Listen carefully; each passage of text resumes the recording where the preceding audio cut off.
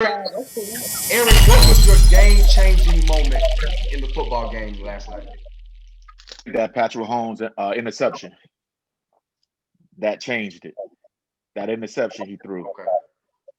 Which and it really when I really think about it, the confidence the Bucks had came from the last game, that second half of that last game. Yep. It just rolled over because they realized, you know what? Look what we just did to them. We can defeat them. But that pick changed the game. Okay. Okay. Tim, what's your game-changing moment? My game changing moment to me, and it changed the whole outcome of the game. That's just me. It's really two of them. One of them was before the end of the half, the pass interference call, Ooh. That's a good one. and then You stole mine. and then the last one. Just to me, this was really game changing because this is how you slow down these Bulls. When Leonard Fournette, when Ali Marpet got out there and made that block for Leonard Fournette and sprung him, that changed the game. They was under the Yeah, it was over then.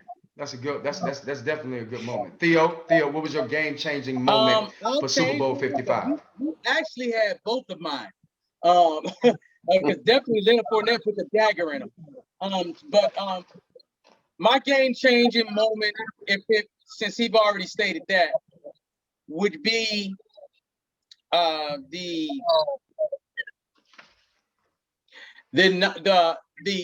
call when Tyrann Mathieu intercepted the ball and they called it back.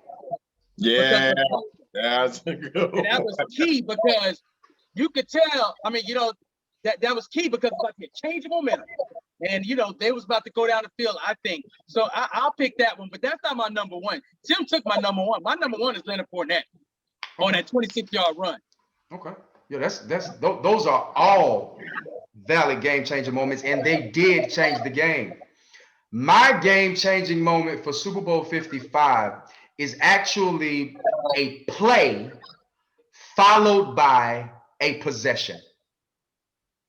I believe it was close or halfway through the second quarter for this one particular play. We are on the 1 foot line. 4th and goal. And Ronald Jones gets upended and stuffed on the inch-yard line. It wasn't a gang tackle. It wasn't multiple people trying to hit him. He got stood up by one defensive linebacker, and he got stopped on 4th and goal, and the score is 7-3. That's the play. The Chiefs get the ball back on their 1 yard line. And when we went down on that 4th and goal, you could feel in the atmosphere that this thing could go left.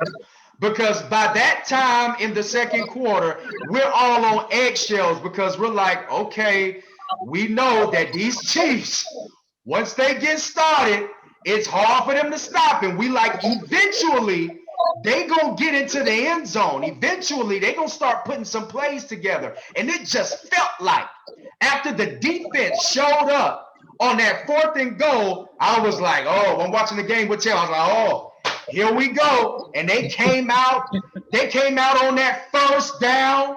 Tyreek Hill almost broke on that 1st down play with that little screen. I believe they got 1 1st down.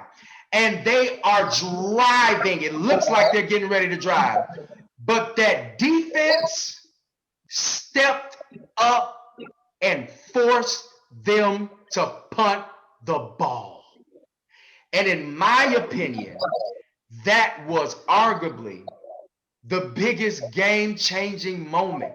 Because what if the Chiefs, which they normally do, capitalize off of your turnover, and they go down and put the ball in the end zone, and it's 10-7 just like that. So that one play, then followed by that defensive stand, to me is what changed the game. Because after that defensive stand, we went on to score 2 more touchdowns before the half. And also, what is a good point? You made a very good point.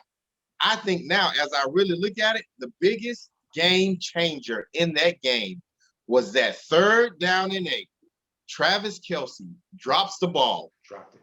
It was on that drive. It was that drive after. Yep, that was it. And then it just kind of just like the Bucs get a chance to go. Right. He's exactly right. It's 3rd and 8 right now. I'm looking. I got the game right there. It's the review. And it's 3rd and 8, and Tim is right. Hit him in the hands. Yeah. He drops it. Hit him in the hands. Yep. But Catch he that got 99 times. Ain't he still-handed all the time? You know why he dropped it? Yeah, them dogs. Because he was swarming around like bees. Yeah. Not saying he was fearful, but he was conscious. Yeah.